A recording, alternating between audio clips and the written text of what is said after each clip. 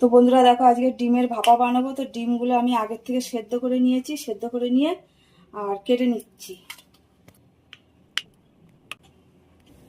হলুদ দিয়ে দেবো,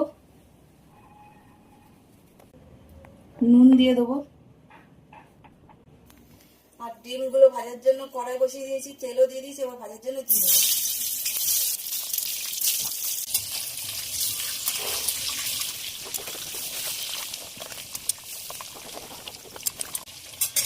ডিমগুলো হালকা করে ভেজে নিয়েছি, এবার উঠিয়ে নেব। এখানে ডিম ভাপা বানাবো, তো মিক্সির বাটি নিয়ে নিয়েছি।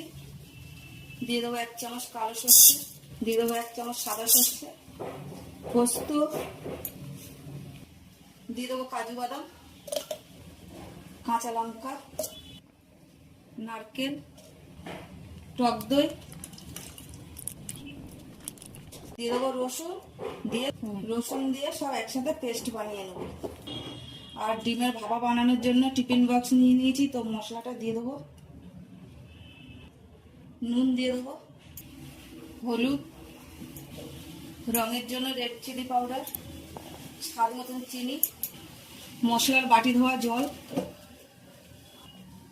সব কিছু দিয়ে খুব ভালোভাবে মিশিয়ে নেব।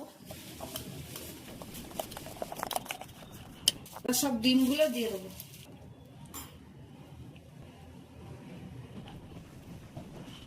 কটা কেটে রাখা কাঁচা লঙ্কা দিয়ে দেবো, সর্ষের তেল দিয়ে দেবো,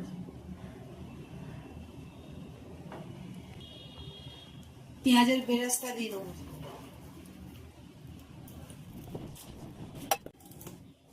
আর ডিমের ভাপা বানানোর জন্য জল বসিয়ে দিয়েছি, তো টিফিন বক্সটা বসিয়ে দেবো।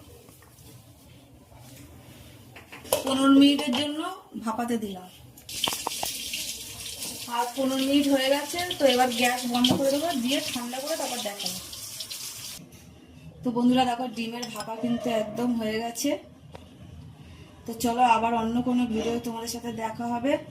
আর তোমরা সবাই ভালো থাকবে, সুস্থ থাকবে। টাটা।